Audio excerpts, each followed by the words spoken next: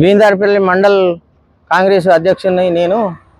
అనగా విలేకరులకు విన్నవించేది ఏంటంటే, నాకు జరిగిన అవమానం, నాకు జరిగిన ఈ గొడవ, ఇవన్నీ గురించి విలేకరులకు చెప్పేది ఏంటంటే, నిన్న అశోక్ రెడ్డి ఫోన్ చేసిండు నాకు.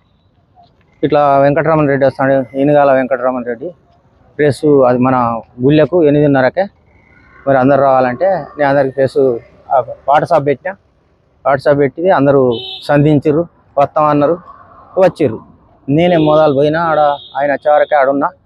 ఆడ చూసి ఆడికెళ్ళి మేము అందరం కలిసి వాళ్ళు గుళ్ళో పోయారు, మేము ఇతలకెళ్ళి తిరిగి ఆడికి పోయినాం. అంతకుముందే వీళ్ళు ఏం బదురుకున్నారో నాకు తెలియదు. వీళ్ళందరూ కలిసి బదురుకొని మేము అందరం లోపలి పోయినాక ఈ అశోక్ రెడ్డి ఆయనతోటే ఉండు అయిపోయేదాకా, చైర్మన్ కదా, కూడా చైర్మన్, ఆడ ఉండి ఆయనతో చేయించాలి. నువ్వు నేను కూడా ఉంటా, వాళ్ళు అందరూ ఉంటారు, ఉండు అంటే ఉన్నామలే. ఈయన మేము ఆ వినాయకుని కాడికి వెళ్ళి ఇట్లా పోతారు, వాళ్ళు ముందు పోతారు, నేను వెనక పోతాను, రాని తీసుకుపోతాను. మల్లారం నరేందరు నా చెయ్యి పెట్టి లాగి, నువ్వు పోవద్దు లోపలికి అంటాడు.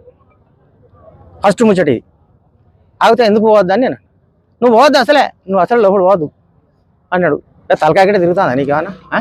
నేను అధ్యక్షుని, వాళ్ళని తీసుకొచ్చి రప్పించింది నేను, చేసింది నేను ఎందుకు వద్దంట? అన్నసంటిది మంత్రి అసంటిది నాకు రమ్మని పిలుస్తాడు, నువ్వే వాళ్ళని నేను అన్నవాళ్ళే. లేదు నువ్వు పోవద్దు అన్నాడు. అన్నాక చేయిని ఇట్లా అనుకొని పోయినా, లోపలికి పోయినాక ఆడ సరూప కూర్చుండదు, ఆ అధ్యక్షురాలు కూర్చోండి. ఇక బీనార్ పిల్లలు ఇవాళ ఎవ్వరు వాళ్ళకి పోనే పోవద్దు, వీళ్ళకి లోపలికి ఎవరు పోనే పోవద్దని ఒక్కసారి కాదు 100 సార్లు అదే ముచ్చడం అనుకుంటా కూర్చున్నది. ఆడ నిలబడ్డది. అదే అయిపోయిన వాళ్ళు ఇక వీళ్ళంతా బదురుకున్నారో ఏమైందో అనుకున్నా. ఆ గన్మేను ఆయన భద్రకాళ దానిలో పోయినప్పుడు లోపలికి అశోక్ రెడ్డి వాళ్ళు నన్ను లోపలికి తీసుకుపోయారు. ఇళ్ళకి కూడా పోనీయకుండా నిలబడ్డారు.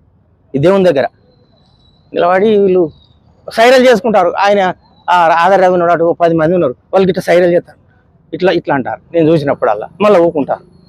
అది వీళ్ళంతా బదురుకొని చేసిన పని.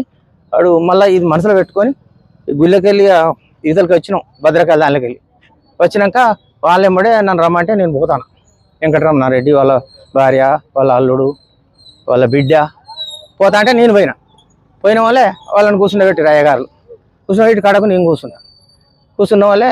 ఆడ కూడా అంటుంది సరు, మనం ఉండద్దు బీందార్పల్లి మండలపల్లి ఒక్కరు ఉండద్దు అంటుంది. అంటే ఇదేంద్రు ఇట్లా అంటుందని అనుకున్న వాళ్ళే లేపి ఆడికెళ్ళి ఇటు పక్కకు లేపి అంటాడు కదా. అంటే వీళ్ళు 4 గిట్ల జత కట్టుకొని ఉన్నారు, 4 వీళ్ళు ఒత్తుకుంటూ నన్ను పక్కకు నలుగురు కలిసి నెట్టిన వాళ్ళు అశోక్ రెడ్డి నువ్వు రావా, నువ్వు కూర్చుందిరా, చైర్మన్తో కూర్చుందిరా, నువ్వేనా ఇక్కడ చేసేదాని అని చేయబెట్టి ఇటుకుతాడు.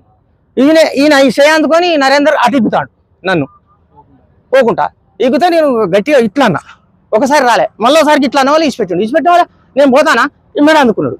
మెడ అందుకొని మళ్ళీ ముందర చేయాల్సి, అరే ఎవరు రా లంజ కొడుకు, నాది నా మెడకాయ చంపుతావరా అని నేను అన్నవాళ్ళు అటు నెట్టుకొచ్చిన వాళ్ళు ఆడవాళ్ళు లేదు, కొత్త పిల్లను ఆయన బిడ్డ ముత్తారం ఈశ్వర్రెడ్డి బిడ్డ గట్ట బొండికి కాబడతారు అది అని వాళ్ళు అన్నారు. వీళ్ళందరూ లక్ష్మారెడ్డి ఉన్నాడు, అశోక్ ముఖర్జీ ఉన్నాడు, ఇంకా చాలా మంది మొత్తం ఉన్నారు, గన్మెన్లు ఉన్నారు, విలేకరులు ఉన్నారు, అందరూ ఉన్నారు.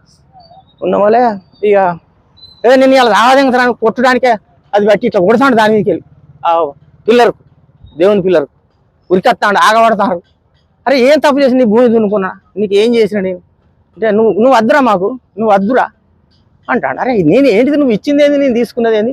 నాకు ఈటల రాజేందర్ను మంత్రి పొన్నం ప్రభాకరు అక్కడ నాయన రాజేందర్ దగ్గర ఇప్పించుడు, అది లేకుంటే నీకు చూపెడతా, నువ్వు అశోక్ దగ్గర ఆడు అని నేను అన్నా. అశోక్ ఎవడు, బొజ్జపూర్ అశోక్ తెలియదు అనికంటే వాడేవాడు అన్నాడు.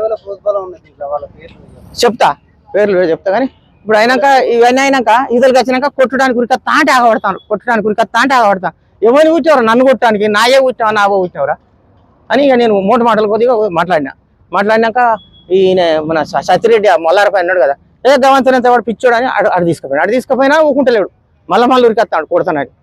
ఉరికొస్తా అంటే మరి గుళ్ళకు రావద్దని దళితులు వీళ్ళు ఏమన్నా పథకం వేసుకొని దళితులు రావద్దానికి ఇట్లా ఆలోచన చేసుకున్నారా?